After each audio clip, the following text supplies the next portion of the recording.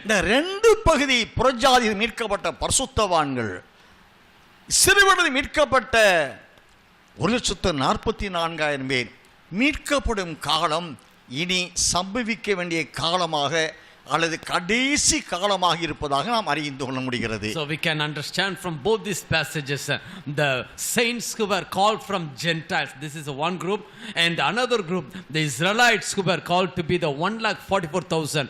The both things which are going to take place regarding these two groups are going to be called as the last days events we can identify. புறஜாதியாருடைய மீட்பு நிறைவடைவதை தடுக்கும்படி சாத்தான் கடுமையாய் யுத்தம் செய்கிறான் இந்த புறஜாதிகளோடு என்பதை வெளிப்படுத்தல் 6ஆம் அதிகாரம் 12ஆம் வசனத்தை வாசிக்கலாம். Revelation 6 and 12. அவர் 6ஆம் முத்திரையை உடைக்க கண்டேன், இதோ பூமி மிகவும் அதிர்ந்தது, சூரியன் கருப்பு கம்பளியை போல கருத்தது, சந்திரன் ரத்தம் போல ஆயிற்று. I looked when he opened the sixth seal, and behold, there was a great earthquake, and the sun became black as sackcloth of hair, and the moon became like blood. So Satan was trying his level best to fight with the saints who were called from Gentiles and claiming that these people are mine.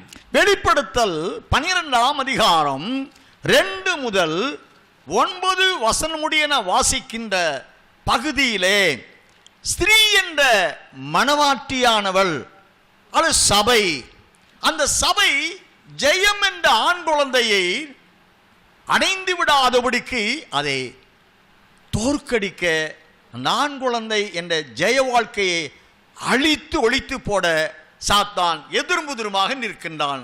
Satan is against the women. The woman is compared to the church, the bride, and he was fighting with this woman so that she should not be bearing, give birth to a male son that's called as victory. So to fight with the women to not receiving the victory, Satan is against her to fight with her to destroy and kill the male baby which is called to be the victorious son.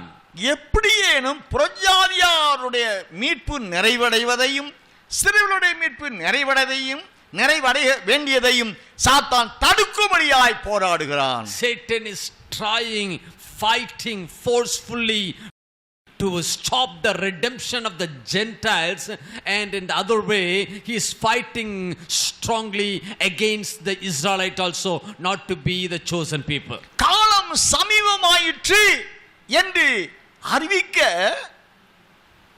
திவ்யவாசனை யோவானுக்கு கட்டளையிட்ட அருமை ஆண்டவர் இந்த ரெண்டு கூட்டத்தாரின் மீட்பில் வெளிப்படுத்தல் 18ஆம் அதிகாரம் 4-5 வசனங்களை நான் வாசிக்கிற பொழுது புறஜாதியாரோடும் சிறுவேலர்களோடும் சாத்தான் போராடுகிறதும் அவனை தோற்கடிக்க வேண்டும் என்பதையும் தேவன் இங்கே திவ்யவாசனை யோவானை கொண்டு எழுதுகிறார். வாசிக்கலாம். Chapter 18 4 and 5.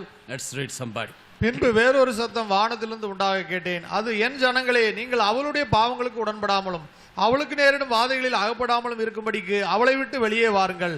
அவளுடைய பாவம் வானபரியந்தம் எட்டினது, அவளுடைய அநியாயங்களை தேவன் நினைவு கூர்ந்தார். அவள் உங்களுக்கு பலன் அளித்தது போல நீங்களும் அவளுக்கு பலன் அளியுங்கள்.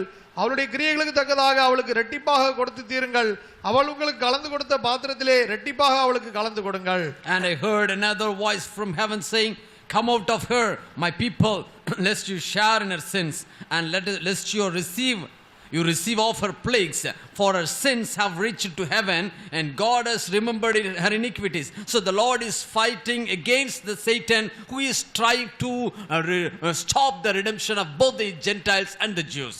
எப்படியேனும் ரெண்டு கூட்டத்தாரும் உபத்திரவம் மகா உபத்திரவ காலம் என்ற இனி சம்பவிக்க வேண்டிய காலம் என்று சொல்லப்பட்ட பகுதியிலே சாத்தானை எதிர்த்து அவனை தோற்கடித்தாலே அவர்களுக்கு மீட்பு நிறைவடைகிறதா இருக்கிறது. So both the group, both the Gentiles and the Jews have to fight against the Satan for their own redemption.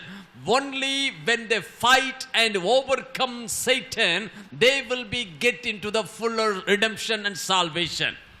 மத்தேயு சுவிசேஷம் 24ஆம் அதிகாரத்தில் 6 முதல் 13 வசனம் முடிய உள்ள வேத பகுதியிலே முதல் 3.5 ஆண்டு காலத்திலே புறஜாதியாக ஜனங்களுக்கு உண்டாகும் உபத்திரவ காலம் அறிவிக்கப்படுகிறது. Book of Matthew chapter 24.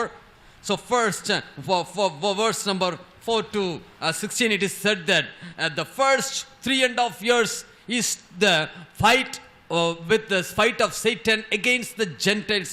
It is mentioned in the first verses.